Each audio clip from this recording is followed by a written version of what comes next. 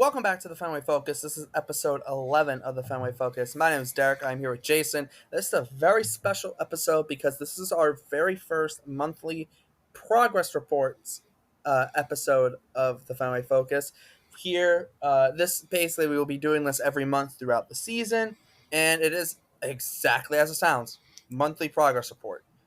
Each player gets a grade from A to F. Uh, and the minimum we have set is that they must have appeared in 5 games this month. So people such as Romy Gonzalez or Tyler Heineman are not eligible because they didn't play enough, or on the pitching side of things, with the exception of starters because that's a little iffy, obviously. So guys like Joe Jakes and Zach Kelly are not eligible as they've only pitched in 1 and 2 games respectively. Um, the starters like Nick Pivetta or a Cooper Criswell has only appeared in 3 games, but because they've pitched more than 10 innings, that we are including them because it's a little bit of a sample size at least. So there's that. But before we get into the monthly progress reports, we do have a series recap and series predictions to get to. We're going to start with the series recap. We're just going to kind of cover the whole series instead of going game by game, as we do have the progress reports to get to. But in Game 1, the Chicago Cubs beat the Red Sox 7-1. Game 2, the Red Sox stomped all over the Cubs, beat them 17-0. And in Game 3, the Red Sox won 5-4. I'll hand it over to you, Jason. What were your thoughts on this series as a whole? Just generally, like, you came into this series very slow. Imanaga pitched really well game one. Cutter Crawford did too. You left Crawford in a little bit too long, but hey, the Cubs kind of got to the bullpen. It gets said they lost 7-1. Then an outburst of Red Sox offensive players, just crazy, 17-0. Like, I did not have that on my bingo card, nor I don't think anybody else did. 21 hits and 17 runs. Um, Capitalized with, it was basically 6 runs in the fifth and 6 runs in the eighth that really did it. Just looking at the lineup, I know we said we're not going to go game by game, but Yoshida had 4 hits. O'Neill had 3 hits. Abreu had 2. Duran had 2. So a lot of these guys are starting to heat up. Rafaela had 4 hits. Just really good. Dahlbeck had 2. Just crazy amount of guys getting hits. Yoshida, after being benched for a while, kind of log jammed. I kind of want to talk about Yoshida too, how he's log jammed because of O'Neill and Devers having the DH. He's kind of said, yeah, I can play. And he came back and he gave the Red Sox 4 hits. So it's an interesting conversation to have whether like Yoshida fits on this team right now. But in terms of the series, that's game 2, and then game 3, close, neck and neck. You let Chicago kind of get back in it with a 3-run home run in the eighth, allowed by Chris Martin, which is not ideal. You wanted Martin to probably hold it for Jansen. Stuff like that happens. We knew Martin wasn't going to be as sharp as last season. And then obviously in the bottom of the ninth inning, the ball went off of anyone else but Swanson. I feel like would have made that play or wouldn't have made that play. But when I saw Swanson drop the ball, I'm like, wow, you kind of dodged a bullet there. So, but Swanson's a really good player, and I know he'll bounce back. But Red Sox side, they walked it off. Yeah, those are my thoughts. Defense was better. I liked what I saw. We're starting to get some guys coming back too from the injured list, which I think we'll get to later. But Derek, anything to add on before I go to like injuries and stuff? Honestly, no. I mean, I do want to give a shout out to Matt Mervis because New Bedford Bay Sox alumni. So shout out to Matt Mervis. I know he didn't really have the greatest of times this series because he got put into pitch in the second game as a first baseman and gave up 6 runs and only got 2 outs. But he's not a pitcher. That he gets a pass. He did get a hit in the third game for the Cubs. So someone who grew up around the Bay Sox as a kid growing up in New Bedford, obviously. He played there way after I moved to a few years after I moved to Florida, but even then, still cool that there's alumni from the New Bedford Bay Sox from the NECBL. Which the Bay Sox are not a team anymore, unfortunately, but it's always cool to see a couple guys from there I got another guy, Jared Schuster, who I know he's on with the Cubs with the White Sox, but I'll bring him up because he's an alumni of of the New Bedford Bay Sox. He's actually from New Bedford, so it's a cool thing seeing people where you're from kind of, make it to the big leagues and whatnot. So that's always cool for me. Overall, this series, I think dropping game one wasn't ideal. Cutter Crawford had his worst start of the year, which is saying something because his worst start was still, you know, 6 innings. It was 4 runs, only three earned though. Um, but yeah, overall, like I think when you look at the grand scheme of things, overall, you take the series. I think Chris Martin was a little scared me a little bit in Game Three, giving up the homer. But Tanner Houck looked great again. Um, Rafaela, this series looked good. Obviously, very much buoyed by the second game, but you take what you get. Whenever you get it. His bat's starting to come around. He's up to 194 now. Um, Duran kind of got kickstarted a little bit, Devers has been great since coming back. Tyler O'Neill. He's doing insane things. But overall, the only thing that sucked this series was Wilyer Abreu didn't have the greatest series.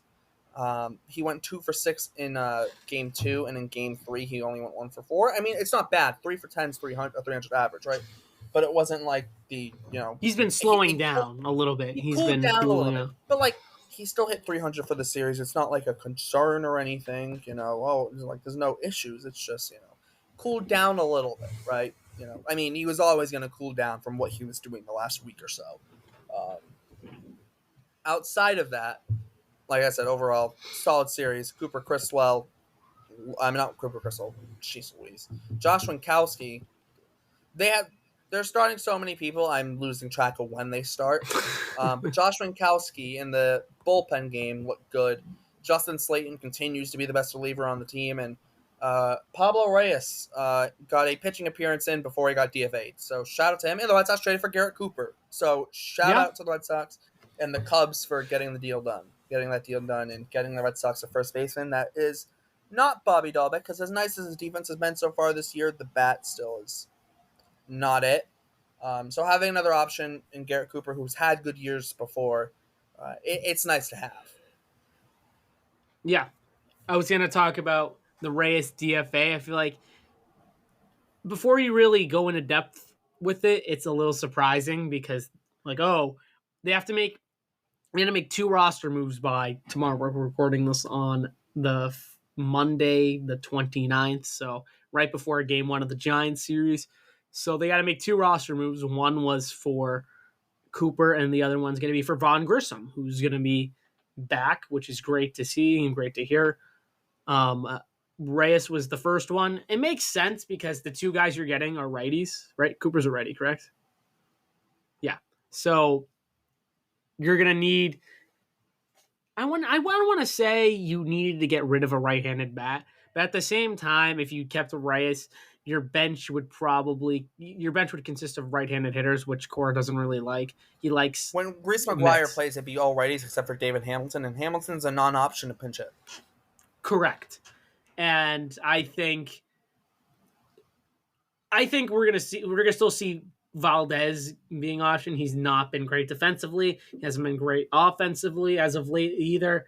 So I think I told you we need another roster. The Red Sox need another roster move. So I think we're gonna see that. Who else got the Costas got moved to the 60-day 60-day. IL, Yep. which is crazy. Jake's got DFA'd. I don't know if we mentioned that, but That was a little bit over. Not Jake. Sorry, Joelle. I'm sorry, Jake's. Joelle. My God, I So can't speak today. Joelle yeah, got DFA'd. I wouldn't say surprising, but I think it was his time. He was struggling. He wasn't. They can they rode the train for. They can only ride the train for so long until it stops. And the car ran out of gas on him. So the 40 man is at 38. I don't know if you've noticed that, Derek. But the 40 man's at 38. So I think we're going to see someone being put on the 40 man, whether it be a Chase Mydroth, a Dalton Guthrie, Jamie Westbrook. I think Nick there are other Sogard. guys, Nick Sogard. There are other guys. I don't think it's gonna be my draft. I don't think there's no reason to call him up right now. But right. But if they but I need get what to. you mean, though. Right. They want, and Uwasawa got called up as well. So the only guy they could call up now is Gutierrez, which is not good. It goes to show how much depth you have. And Pavetta is coming back soon, so they're going to need. He's going to make a rehab start, and then he's going to be back in the majors. So it's a lot of roster moves kind of coming together. We kind of talked about it with Jake Iggy last episode, where roster moves are going to start to come because he had Grissom coming back. The Garrett Cooper trade was you could kind of see it coming, but at the end of the day, it's like. And shout out to Bobby Dahlbeck, who whenever his job's in jeopardy, he magically heats up. Love it. To be fair, it was a 17 to nothing game. I mean, Hey, it's still he's still heating up. So yeah, yeah, I mean, those are my 40-man roster notes and injury notes. yeah. Anything else you want to add? Um, no, not really. I think that kind of covers it. We'll move on to the series preview. They're playing the San Francisco Giants. Cooper Criswell starting game one against Logan Webb. Game two, Cutter Crawford is starting against Dalton Jeffries. In game three, Josh Winkowski will go against Kyle Harrison. Uh, Kyle with Harris. my luck, I go to game two. I'm going to game two of the series, All right, so they're gonna on win that game. paper, looking at the pitching matchup, looks like the best game to go to. I'm a little sad Jordan Hicks isn't pitching this series because if Jordan Hicks was pitching, I would 100% go. I would go out of my way. I'm a massive Jordan Hicks guy, but unfortunately, he's not pitching this series, so that's a little sad for me because I would have loved to see him. But Jason, what are your predictions for this series? 2 out of 3. Nice, I stealing didn't my formally give a mojo. prediction last time, but I think 2 out of 3. This team's just too hot. Bats are getting going. The pitching's really good. I think the game. If they're going to lose one game, it's going to be. Uh, The I'll say first it, the one, first one. probably. I'll say the first one. Logan Webb's my NL Cy Young candidate of the year. So I think game. If you're going to go to any game, I'd say game one looks like the better pitching matchup. I know it's Cooper Criswell, but I like Logan Webb a lot. But whatever. Cutter Crawford's been good. I think he'll win game two, and then game three, it's going to be Winkowski versus Harrison. I mean, it's Kyle Harrison. Come on. I think Winkowski's just a better pitcher. It's probably going to be a bullpen day. I don't know if I would go that far. No, but in all seriousness, I think maybe in game. Justin Slayton goes two and like whatever innings in game three and gives a shutout ball, and that's why they win. Okay, fine. Just So say that. I think we'll see Uwasawa bulk in game three or It could be game one. game one. I was gonna say game three or game one, depending on what the deal is. I don't think we see him at all in game two. That's just my opinion. As of No. the Giants lineup, I mean, they're guys. I don't know how hot they are right now, but they're 14 and 15. They're lingering around 500. I think last time I checked, they were a couple games below 500. So I think they're starting to heat up a little bit and becoming the team that a lot of people thought they'd be. But I don't know. That's just me. What do you have, Derek? Do you have them winning 2 out of 3 like I do? Well, I did text you a couple of days. Was it yesterday or the day before? And I said I was saying 2 out of 3. I'm gonna say that Matt Chapman's been pretty solid. Obviously he's only hitting 221, but like he's like playing solid in terms of, like defensively he's been fine, and he's got 4 homers. So that's what second on the team to Jorge Soler, tied for second with Tyro Estrada has 4 homers. That's a little wacky. Um, and then Soler's got 5 homers as well. Actually, no, Conforto has 5 homers as well for this team. Um, Overall, it's an interesting team. Their best player, I mean, depends on what you're looking at, but like probably has been Patrick Bailey, probably in terms of position players. Obviously, Logan Webb's been great. Camille Duvall hasn't been as good as I would like for my fantasy team, but he's been solid when he's gotten on the mound. Uh, the Red Sox scare me a little bit in terms of the bullpen with Uwasawa. I like him, but I don't know. We'll see how that goes. Especially with they're probably having a bullpen game. I like Boozer. Boozer's been solid as of late. He has been solid. Zach Kelly's been great. Weistert's obviously been great this year. Bernardino's Bernardino. been good, really good. Slayton's the best reliever on the team, but then you have Martin and Jansen, who are both scary right now. Martin has a has had two blow up outings, and Jansen has had one blow up outing and another couple that almost gave everyone a heart attack. So, but I'm gonna stick with my 2 out of 3s. Um, I bet. nice one, Jason. Thank you. Just, Nice I one. got no, I got What text was from that? him. I don't know what that was. I know. No. So no, we'll move on. Now we'll hit to our, I guess, our big portion of the show, which is, well, actually no, not yet. We have player and pitcher of the month that goes along with the progress reports. Player of the month. Hand it over to you, Jason. Who do you have for player of the month? For player of the month, I have Tyler O'Neill of your Boston Red Sox. Tyler O'Neill on a freaking tear. I don't know if you've seen him at all, but he's just been so good. 329 average, 23 hits, 9 home runs. Oh, it doesn't lead the league, but it's up there. 12 RBIs, 19 runs scored, 20 games this season. Fun fact, he has 3 non home run RBIs. Insane. I don't know why. Um, but yeah, hits 23 hits is just insane. On base of 447, so almost every other plate appearance he gets on. Slugging 729, good for an OPS of over 1.1. Like, come on.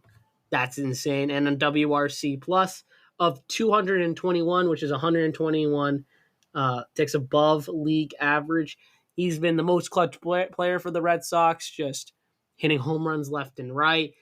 Kind of going to that 2021 MVP candidate he was. I don't want to say, I mean, it's sustainable. I mean, he did get injured on that scary collision. It was a freak. He was out for a week, but still, I think he qualifies for my player of the week. Solid defense. I mean, nothing that's eye popping, but solid defense. And the guy who's going to be in number 3 in the Red Sox order, just someone who I think if he continues to be on the tear, he'll get some MVP recognition. But that it's only April, so that's my pitcher player of the month. Yeah, I'm going with Ellie De La Cruz. For a couple reasons, but main reason. So his slash line's 281, 395, 573 for 968 OPS. Not the highest OPS ever. Defensively, he's been all right, not great, but it's not that big of a deal when he's so in 96 at bats. As nice as bats, 28 games. He's 27 for 96. He's got 5 doubles, a triple, and 7 homers. He has struck out 35 times, so not great, but he also has 17 walks. Oh, and he also leads the league in stolen bases with 18 stolen bases in 28 games. That's Um, insane. yeah, the next closest is Bryce Terang at 13 stolen bases. Uh, Now, De La Cruz has been caught 3 times, whereas a guy like Terang hasn't been caught at all. He's 13 for 13. De La Cruz is 18 for 21, but still, the fact that he's attempted to steal 21 times already this season is insane, but that tells you how much he's been getting on base. When Ellie De La Cruz is on, he's, outside of Shohei, the most exciting player in baseball. Sorry, Acuna. Sorry, but the facts are the facts. Um, and Ellie De La Cruz gets my player of the month. Moving on to pitcher of the month. My pitcher of the month is going to be none other than drum roll, I guess. Yeah, drum.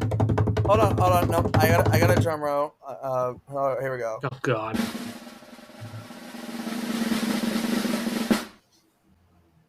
Jordan Say it. Hicks. Good. It's a little. Is it biased? Probably. Do I care? Absolutely not. I do not care at all that it is biased.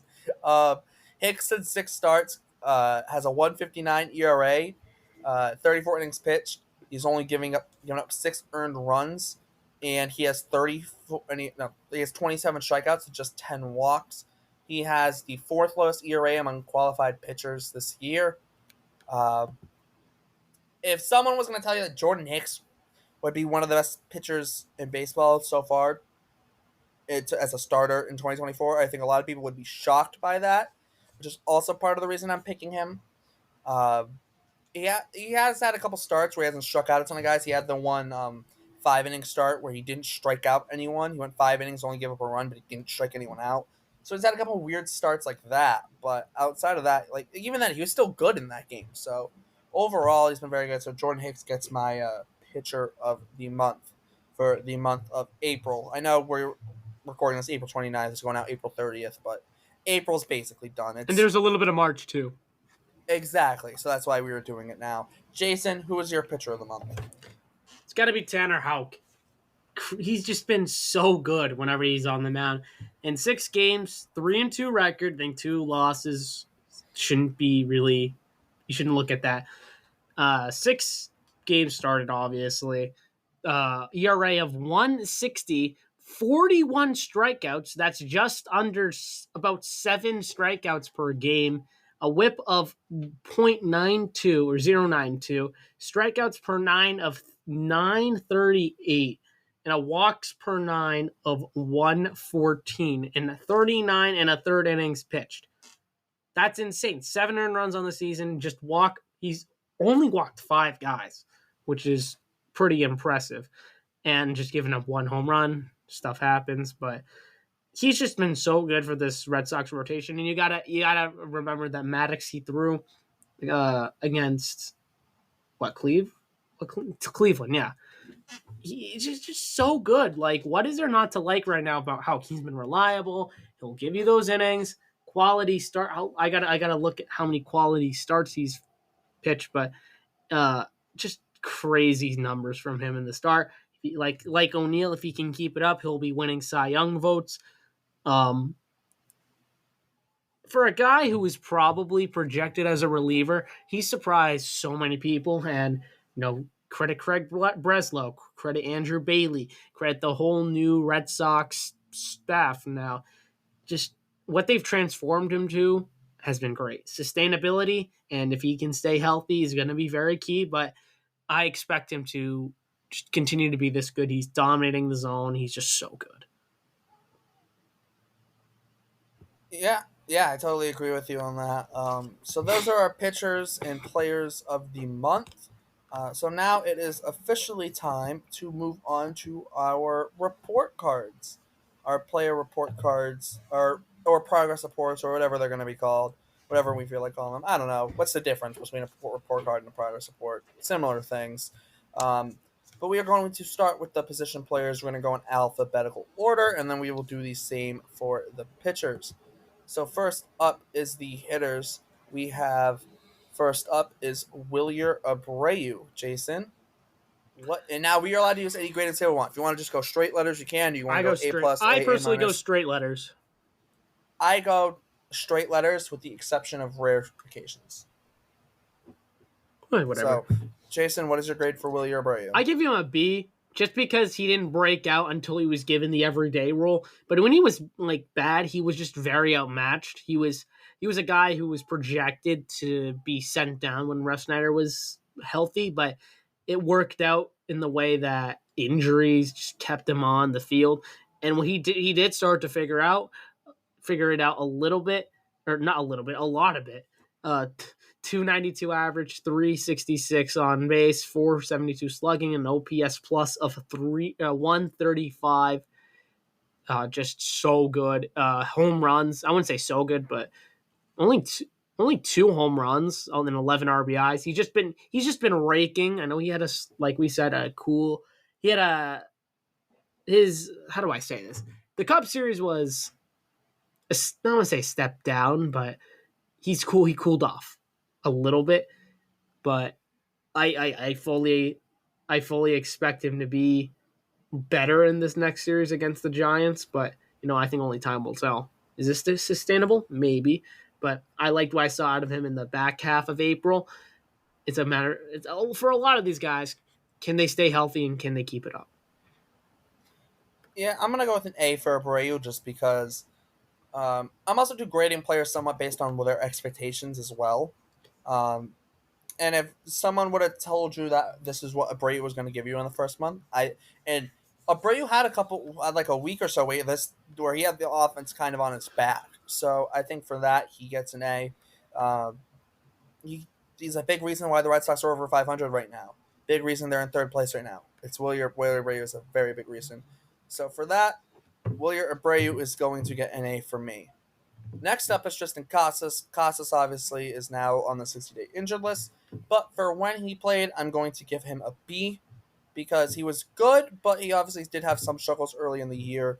So just for the month, he gets a B. He was still very good, don't get me wrong, but it wasn't like extraordinary compared to the expectation of him being a big slugger in the middle of the lineup, anyways. So for that reason, I'm going to give him a B. Jason, what do you have for Tristan Casas? Casas was just so good. I give him an A. Just the injury is going to be so harmful for this Red Sox team. His stats: 244 batting average, never been really a high batting average guy. His on base is a full point above, 344, slugging of 513, OPS plus of 138. So kind of similar to Abreu, except the batting average, but more home run power. He had 6 home runs before the injury. That's just a killer for this Sox team. 10 RBIs too. Just looking at his stats right now, 19 hits. He was going to be a very big power piece. He's a guy who's going to bat fourth every game and provide you with a home run at least once a week. Now you don't have him. Where's that power going to come from now? Devers, he's power. Abreu's filled his void, I guess. But that loss is super huge. He might be out for the season. We'll see. Yeah, definitely. Next up in alphabetical order, we have Bobby Dahlbeck. I think this one might be a quick one. Jason, what do you have? F. Sorry, Section 10. Um, I'm gonna give him. I'm gonna give him a D for Bobby D, and for defense because that's the only thing he brings to the team. nah, I go. If this was Section 10, I'd be killed. But this is not Section 10. This is the Fenway Focus. But Bat. Actually, no, I'll give it a. His defense is okay, and that's kind of what the Red Sox need. Batting ninth, just strikes out 27 times. He struck out more this season than the amount of games he's played. Like, come He's on. more of a D minus, if anything. But Yes. I don't grade like that, so I give it a D. Just all right. offensively, nothing. But yeah, Derek, Yeah. you give him a D too. Yep. He gets a D for Bobby D. Bobby defense. I like to take Um, defense into account too. yeah. Next up, Rafael Devers. I will take this one first, and I will give Rafi a B just for the fact that he did miss time. And is it out of his control? Yeah, it's out of his control, but the Red Sox team could have really used him. Uh, and durability still does come into effect. So because of that, he gets a B. Just a little bit of a knock on him is the durability.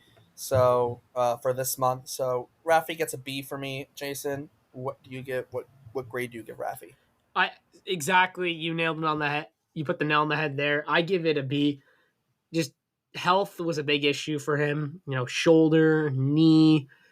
He wasn't in the lineup for a whole 9 days, so almost a full IL stint, which is crazy. But at the end of the day, he was good. He was walking a decent chunk too, so I liked that too. 3 home runs, 7 RBIs, OPS plus of 143. But then again, only 18 games, so not a guy. He's a guy who you ideally want to start over 150 games this season. Unfortunately, he's not that player right now, unless he just magically plays the full season. But who knows? Who knows what happens to him if he if he performs like he did when he was healthy and he has a full month of May with no injuries? That immediately turns into an A. I mean, his defense is okay, not terrible. It's not been awful like a lot of people thought it was going to be, but then again, he's also played a lot of DH. So, but like I said, he has a repeat performance, but he's healthy. That's an A. Next up, we have Jaron Duran. Jason, what grade do you have for Jaron Duran? See, Jaron Duran is a little bit interesting.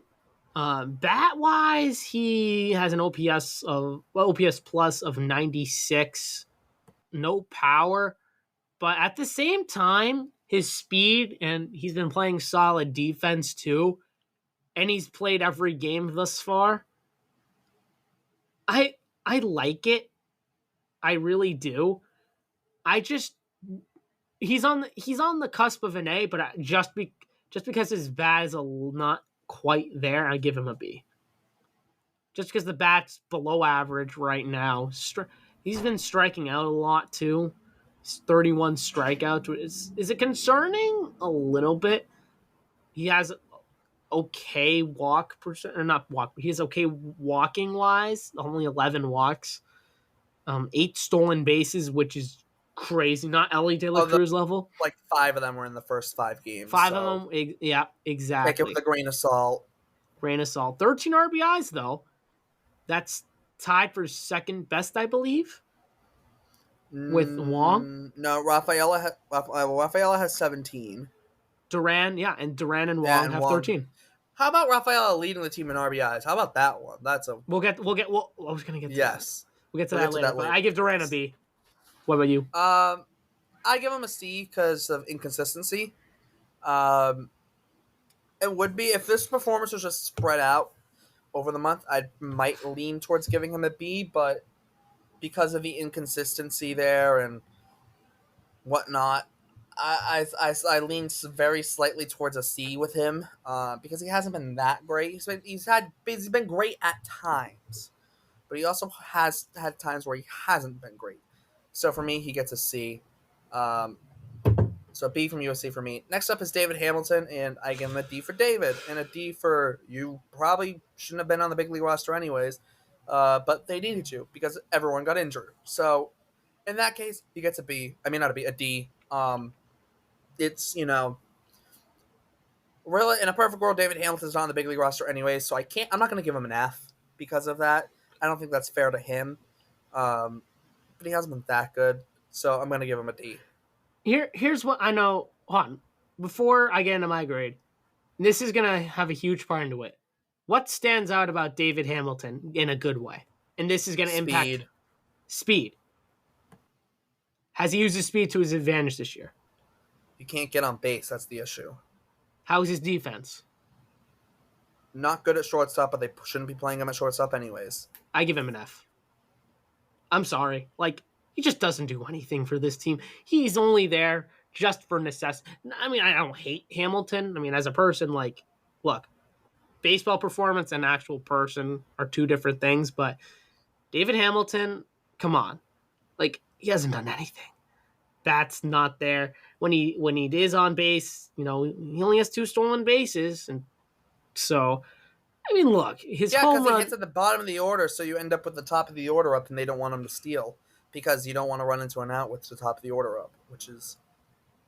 Okay, but that's still, a different you're not good. That's a conversation for a different time. Right, yeah, I was going to say.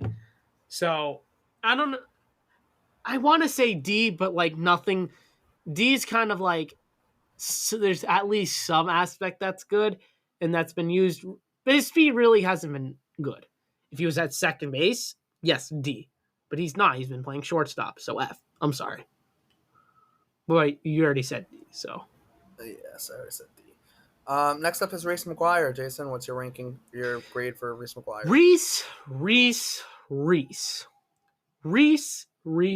Reese. Can I give him a D or no? No, I can't. I give him a... Oh. I want to say... You know what? Oh, I'm very stumped. I'm going to give him a B. Here's why. Above average bat, expectation-wise, we didn't really expect that much out of McGuire, right? We expected, okay, his bat's not going to be great. His defense will be solid, and he'll be a solid backup catcher.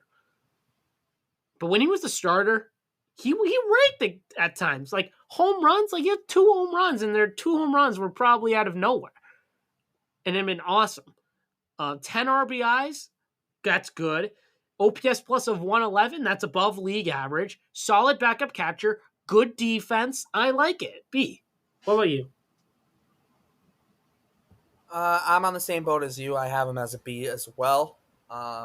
Just solid overall. No real, no issues with them. He gets a B for me. Next up, Tyler O'Neill. This is easy. This is the easiest one of all of them. A. Move on. Next question. Jason, what do you have? Sorry, say it again. Shit. I said Tyler O'Neill. A. Easy. Move on. Yep, A. Enough said. Yep, pretty much. Cedar Rafaela. Jason. Another tough one. Another tough one. His defense, if I judge him off of defense, it's going to be an A. But hitting wise, it's a D. So what does that combine to? A C or a D? A C or a B? Oof. He has been hot lately, so I'll give him the edge and give him a B. His defense has been... Here's why. No, his defense has also been game-changing. His bat sucks, but his defense, his positional versatility is the only reason the Red Sox... Not only reason, but it's a huge reason the Red Sox are where they are right now. And the fact that he's now the everyday shortstop, and that fills a huge hole because you have other guys who can play the outfield who are hot, like a Willie or a Bray, a Jarren Duran, a Tyler O'Neill. That's a fine outfield, and you put him at shortstop where his defense is much, or not, I wouldn't say, no, it's not much better, is really good. I'd say he's an above average glove at shortstop right now. You probably disagree. But the 584 OPS, 62 OPS plus is not going to cut it. I know. But when you signed him to that extension, for example, you didn't extend him for the bat. You signed that extension because of the defense and his, pop in the bat. We've been seeing that pop in the bat as of recently. He had 4 hits. Starting to figure stuff out. I know it's the Cubs, but hey, is this Jackie Bradley? We don't know. If it is, he's just better defensively and, more pop offensively. So this month, base and a better runner too. And a better runner. He's fast too. And for that reason, he has 4 stolen bases. And he just doesn't walk either. And for that reason, I give him a B. But if he does the exact same thing next month, I might give him a C. Maybe. What are you going to say? I got a B. I'm at a B for him. He's too... I thought you were going to say he C. might be the most important... No, a B. He might be the most important player on this team. Because if he goes down, who's playing shortstop? It's as simple as that. If Duran gets injured, you can replace him in center field. If O'Neill, if Brayu, hell, Casas just got hurt. Even if Raffy gets hurt, you can figure it out, right? The offense isn't going to be good. At least a couple guys can play defense. You need Rafaela at shortstop right now. Yes, absolutely. He is unreplaceable. So for that, he gets a B. He gets a B for that. Next up is Rob Refsnyder. Hasn't played a ton. But for what he has played, I'll give him a B. Obviously been really good when he's played, but it's only 9 games, small sample size, so I'll give him a B. Small sample size, it's tough. He's a guy who barely makes the cut. Very much a lefty killer, I think. You know what? I'm going to give him an A. Solid defense. He's doing what he needs to do, which is rake against lefties. OPS plus of 247, and it's early. Yes, he's only had 31 plate appearances, so very small sample size. But 5 walks and 31 plate appearances is pretty good. He has as many walks as he does strikeouts, so good putting the ball in play. 9 hits, pretty solid. Stolen base, whatever. But I'm liking what I've been seeing out of Rob Refsnyder, and like I said, he's brought in to maybe start against lefties, pinch hit against the lefty. He's been doing his role really well, and he's continuing to rake. A. All right. Next up, Pablo Reyes. F. Yeah. He got DFA'd. He got DFA'd, but even if he wasn't DFA'd, F just It's does still an nothing. F. Just did nothing defensively and does nothing with the bat. F. Trevor Story, I've got to see because he played 8 games. The 8 games he played, he was arguably the most important player on the team, like Rafaela is now at shortstop because of the defense, and the defense was elite. Um, so he gets a C for when he plays, but because he missed time, it moves down. He's out for the rest of the year. It moves down to a D. I'm not gonna judge him on the injury. I can only Well, judge I'm not him. judging him, but Well, he's yes, like you are. You said borderline. it would have been a C if he didn't get the injury. So you are judging him off the injury. Nice try. Okay. No. Okay, I'm not judging him off the injury. I'm just stating the fact that that he only played 8 games and isn't going to play the rest of the year, and the expectation was he was supposed to be the guy who fixed the infield defense because he. But if he's not there, infield defense. They played David Hamilton at shortstop and Pablo Reyes at shortstop for 2 weeks. Like that's what I mean. Why he's a D? Because if it wasn't for him, if it wasn't for Story getting injured, the Red Sox don't have all their issues for a lot of their Right, issues. but I don't think it's defensively. his fault. No, it's not his fault, but it's a byproduct of him getting injured. And the big buy-in for Trevor Story was his defense was going to be a massive game changer, which it was for 7.5 games. He's like a D plus. Okay, He goes from like a C minus to a D I go to plus. I just say C. I mean, the bat was starting to heat up before he got injured. Very elite defense at shortstop, kind of the guy who you needed. Just very unfortunate he went out the way he did. Just a very, very bad, like big loss for the team. And that's all I can say. Yeah. So next up is Emmanuel Valdez. He gets an F F. from me. F. Nothing defensively, nothing with the bat. Next. I mean, not that we were expecting anything defensively from him, but He had one moment in Anaheim where he hit that home run, but cool. Or was that Seattle? I don't even remember. I love it. We're at the point where I just forget when stuff happens. So, alrighty, who's next? Yeah, me too. Connor Wong, A. That's the easiest A of all time. A plus. No, A. No, just an A. Great hitting, great defense. Defense can be a work in progress, but as of right now, he's just been really good. I don't know what else to say. 163 OPS plus. On base can use a little bit of work. His batting average is 343 on base of 366. Just doesn't walk a ton. I mean, that's Connor Wong. He's going to put in and play. He's going to strike out a ton. But hey, 15 strikeouts. But he's not hitting. striking out a ton, honestly. It's not Well, that yeah, much. but he only has one walk. I understand. We compared to one walk, but you know what I mean, though. Yeah, I do. Yeah. It's not a ton. How are you? Yeah, I have an A for Wong. Last but not least for the position players, Masataka Yoshida. No doing of his own that he's not playing in the field, and he didn't play for a little bit, but I kind of have him at a C just because he's been good, but hasn't been great so far. So yeah, I also have a C just because Yoshida is the Red Sox. As much as I don't like to say it, or I don't want to say it, the Red Sox don't really need him. He doesn't fit. Okay, they need a DH who has more power because where other than Devers and maybe Casas, no, Casas is done. But even if you're healthy, Devers, Casas, where's your other power coming from? You want to use that DH spot for that, and you just haven't had that yet. It's coming from Connor Wong. How sustainable? And Tyler O'Neill. And Tyler O'Neill, but that could be sustainable. He's done it before.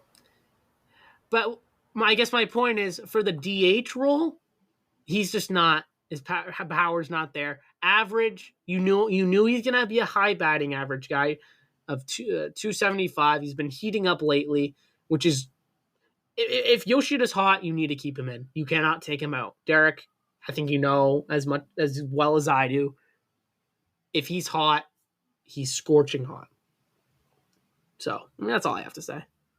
He played the field one game, but that doesn't count. I just wish they gave him more reps in the field so they can rotate that DH spot up. That's another conversation for another Well, day. the fact that they're willing to play David Hamilton and Pablo Reyes at shortstop and Emmanuel Valdez at second, but not Masataka Yoshida in left field is insane. Because you don't even have to do it every day. You just do it when guys need off days. But that's besides the point.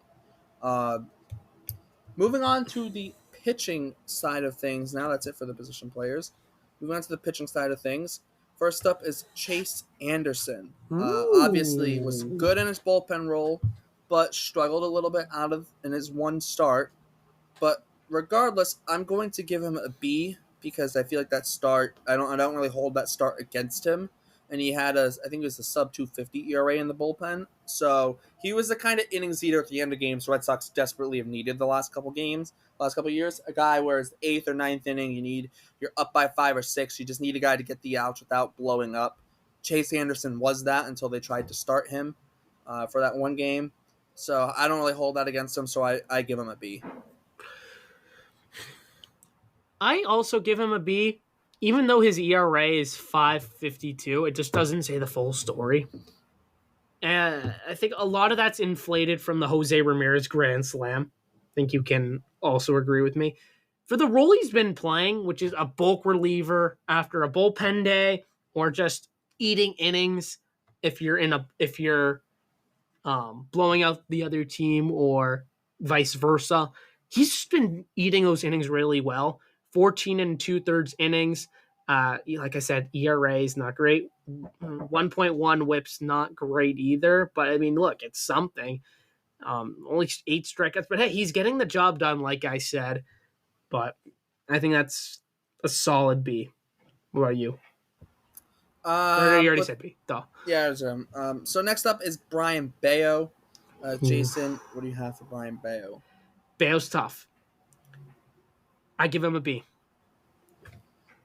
A lot of his starts thus far, a lot of his starts thus far, I've seen him bring his B stuff and occasionally his A minus stuff.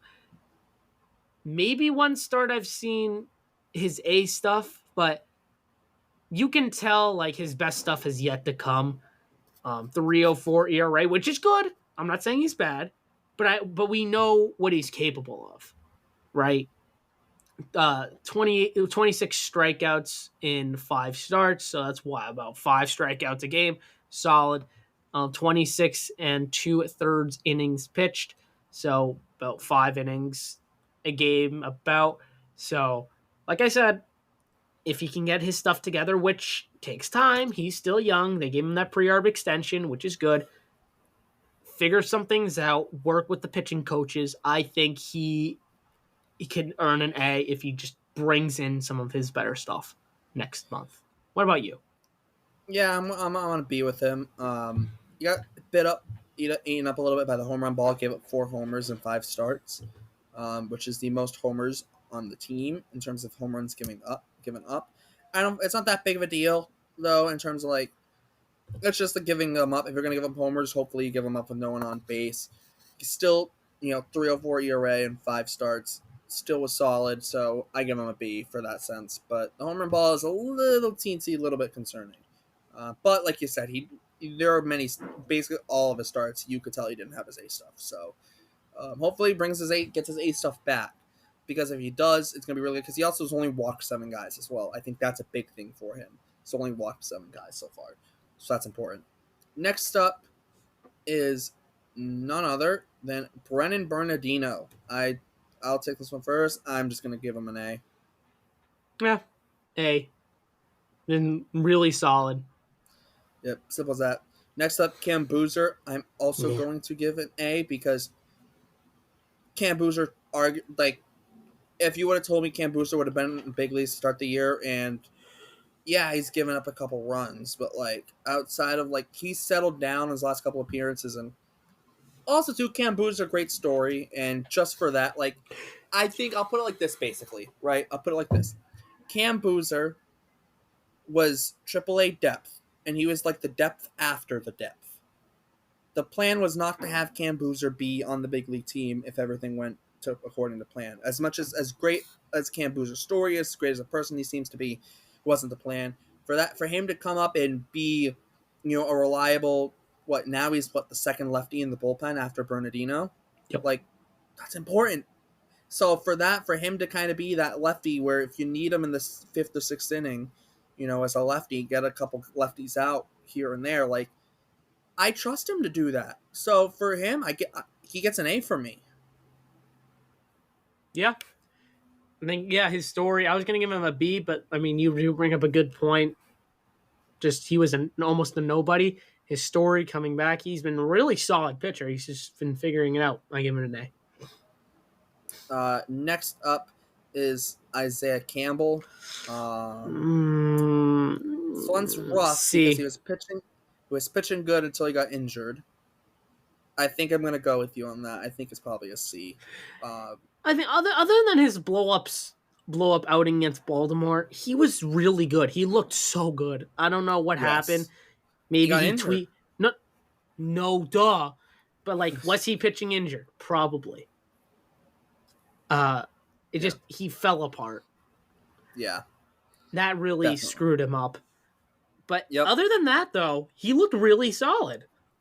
Yeah, I don't know if you agree with me or not, but I agree with you on that. I got to C as well.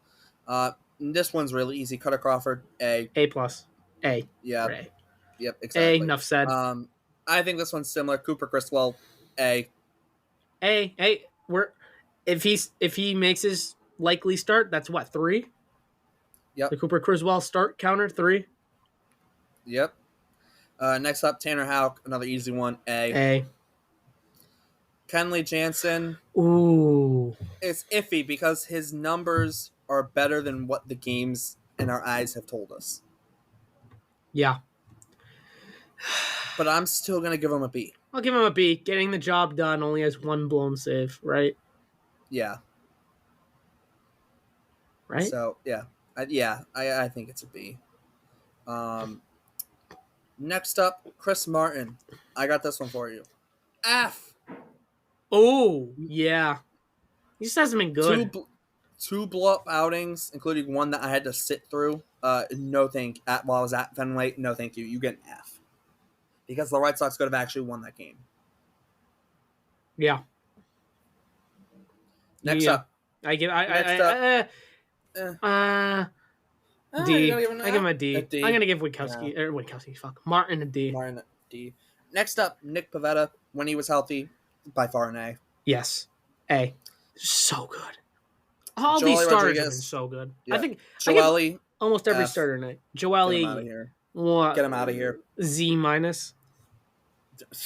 Yeah. Can you anything worse than F? Yeah. They rode his. Like I said, they rode his car too long and they ran out of gas. Yep. Justin Slayton, another easy one. A plus, the best pitcher on the Red Sox right now. Yep. Greg Weiser, I think he gets an A as well. Ooh, yeah, I am an A. Just a really good guy. 169 ERA. He absolutely gets an A. Garrett Whitlock, A. So, yeah, I'll give him another A. Just unfortunately, he's hurt. Yes, unfortunately. And then hold on. If you told me at the beginning of the year that Whitlock would be hurt in April, I wouldn't be shocked. But the fact he was pitching so well before he got hurt makes this scenario so much different. Yeah. Although to be fair, it's a minor injury. It's nothing. It's minorest of injuries, which is good. They're taking caution or a precaution. But yeah, I like what I see. And last but not least, Josh Winkowski, I give him a B. B. The stepping into the rotation and kind of filling in, even if it's in a bullpen game, he's still kind of the bulk guy. He's been important. So overall, I don't like him as a starter, but like what he's been doing so far this year, I think warrants a B. A 3.50 ERA, 9 appearances, 2 of them starts. Overall, yeah. It's all right. Yeah, I'll give him a B. Solid. All right, and last but not least, I have a couple surprise ones. Oh, Andrew Bailey, A plus. A plus plus plus plus. A plus. Yeah. Alex Cora. Last one, Alex Cora. Oh. I got him on a B. Reasoning? Didn't make many mistakes, but the few mistakes he did make were very crucial, Like what mistakes? Name a mistake.